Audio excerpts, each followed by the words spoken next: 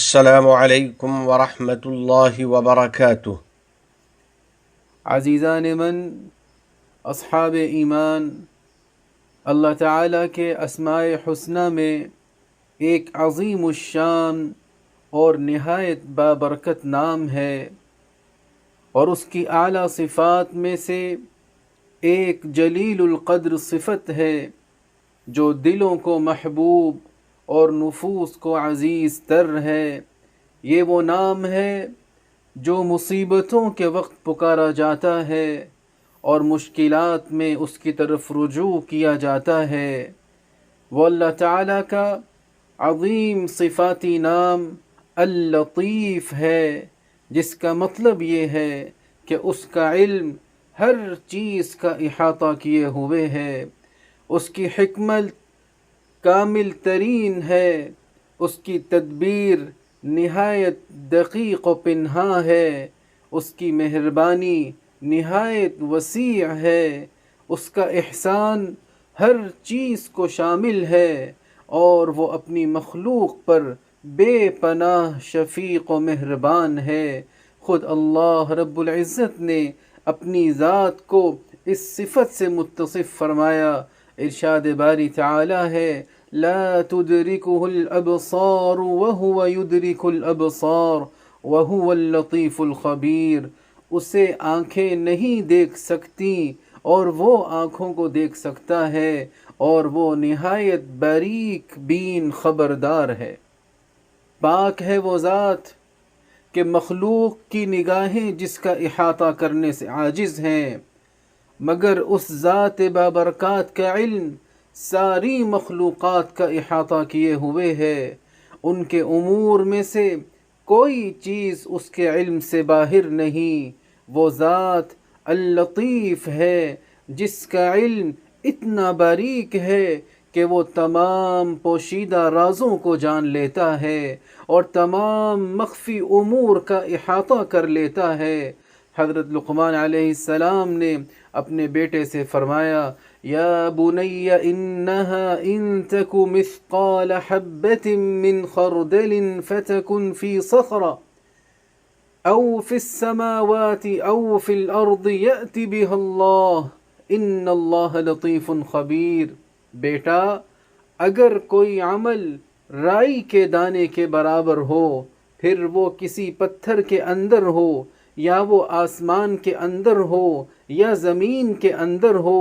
تب بھی اللہ اس کو حاضر کر دے گا۔ بے شک اللہ بڑا باریک بین باخبر ہے۔ میرے بھائیوں، اگر وہ ذرہ کسی سخت چٹان کے اندر محفوظ ہو یا آسمان کی بلندیوں میں کہیں چھپا ہوا ہو، تب بھی اللہ تعالی اس کے مقام کو جانتا ہے اور اس کے حال سے پوری طرح واقف ہے۔ اس سے کوئی راز پوشیدہ نہیں، جیسا کہ ارشاد باری تعالی ہے، الا یعلم من خلق وہو اللطیف الخبیر۔ بھلا وہ نہیں جانتا جس نے سب کو پیدا کیا، وہ بڑا باریک بین خبردار ہے۔ وہی لطیف ذات ہے جو اپنے بندوں کے لیے ایسی جگہوں سے اسباب زندگی فراہم کرتا ہے جس کا انہیں وہم و گمان تک نہیں ہوتا، اور ایسے مقام سے ان کا رزق کھینچ لاتا ہے جو ان کی توقعات سے بالا تر ہوتا ہے، اور یہ سب اس کے پیشگی علم سے بندوں کی مصلحت کے مطابق ہوتا ہے، نہ کہ ان کی خواہشات کے مطابق۔ اور یہ رب تعالیٰ کا اپنے بندوں کے ساتھ کمال شفقت اور بھرپور احسان کا مظہر ہے۔ ارشاد باری تعالی ہے، اللہ لطیف بعبادہ یرزق من یشاء وہو القوی العزیز۔ اللہ اپنے بندوں پر بڑا مہربان ہے، جسے جس قدر چاہے روزی دیتا ہے، اور وہ بڑا طاقتور زبردست ہے۔ ایک دانا کا قول ہے، یاد رکھو کہ اللہ تعالیٰ کا تمہیں کسی چیز سے روکنا بھی در حقیقت تمہارے لیے اس کا ایک تحفہ ہے، کیونکہ وہ تمہیں کسی بخل کے وجہ سے نہیں روکتا، بلکہ تم پر اپنے لطف و کرم کی وجہ سے روکتا ہے، اس لیے اس کی عظیم حکمتوں پر راضی رہو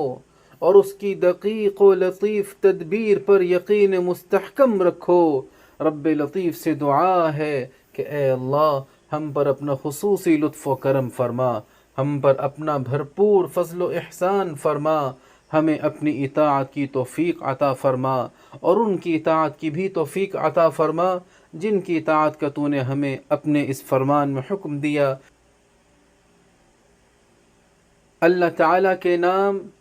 اللطیف میں غور و فکر کرنے والوں، تو اب سوال یہ ہے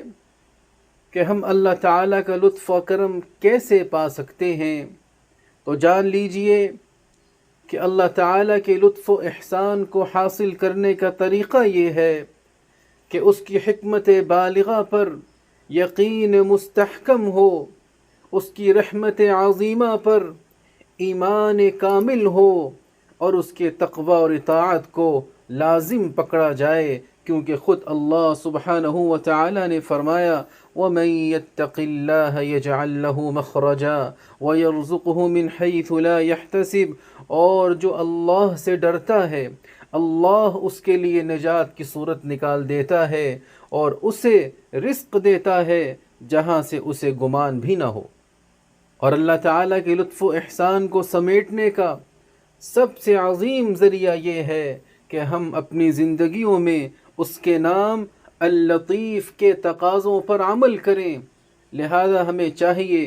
کہ اپنے ارد گرد کے لوگوں سے حسن سلوک کریں، جو ہماری مدد چاہے اس کی اعانت کریں، جیسا کہ ہمارے نبی صلی اللہ علیہ وسلم نے فرمایا من نفس عن مؤمن کربۃ من کرب الدنیا نفس اللہ عنہ کربۃ من کرب یوم القیامہ، جس نے کسی مسلمان کی کوئی دنیاوی تکلیف دور کی اللہ تعالیٰ اس کی قیامت کی تکلیفوں میں سے کوئی تکلیف دور فرما دے گا۔ میرے بھائیوں،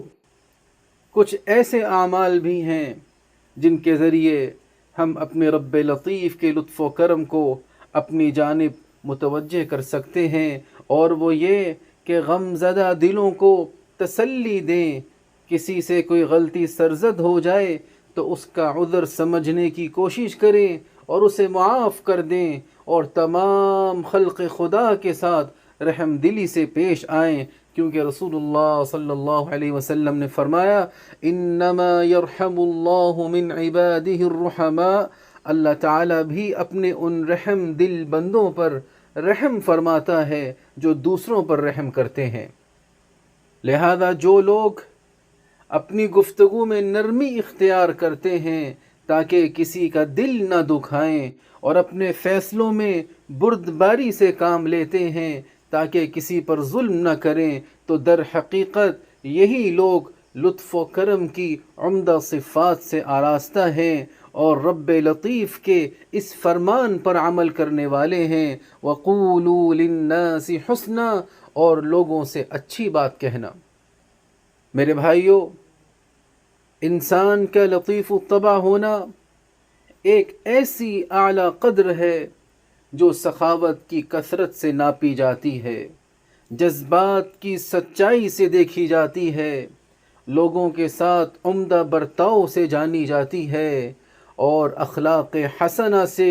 جانچی جاتی ہے، بلکہ ہر لحظہ و لمحہ نرمی اور مہربانی ہی اس کا معیار ہے، کیونکہ اللہ رب العزت جو کہ اللطیف ہے، اس کے بارے میں نبی کریم صلی اللہ علیہ وسلم نے فرمایا یحب الرفق فی الامر کلہ، وہ ہر معاملے میں نرمی کو پسند فرماتا ہے۔ تو آئیے ہم نرمی اور شفقت کو اپنے گھروں میں اپنائیں، اپنے کاموں میں، اپنی مسجدوں میں، اپنے بازاروں میں رائج کریں، اور اپنے معاشرے میں لطف و کرم کی قدر و قیمت کو عام کریں۔